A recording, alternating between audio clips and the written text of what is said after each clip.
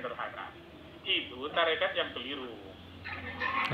Ya kan? Itu tarekat yang keliru. Kalau orang bertarekat lalu membelakangi dunia, itu tarekat yang keliru.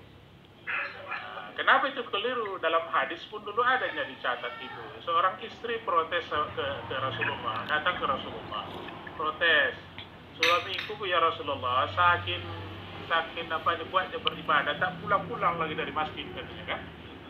Nah, pulang dia sebentar ke rumah, terus pergi dia balik ke masjid, puasa dia non-stop katanya, sembahyang dia non-stop.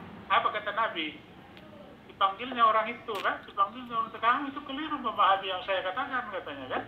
Keluarlah hadis wa inna libadanika alaika haqqun kan. Anda itu tidak boleh menyiksa diri Anda membelakangi dunia ini hanya atas alasan ta'abbud kan gitu. Kau beribadah tapi itu jadi itu ini artinya usaha itu bacaannya nggak maju itu aja. Jadi pilih lah.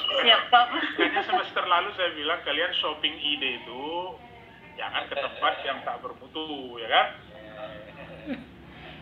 Oke, baik. Itu contoh aja Bu Zahra ya. Nah, hari ini bulan bintang nih, bulan contohnya ya kan? Besok tak siapa? Besok Pak Yono, Pak. Besok Pak Yono, besok terbantai pula Pak Yono, ya kan?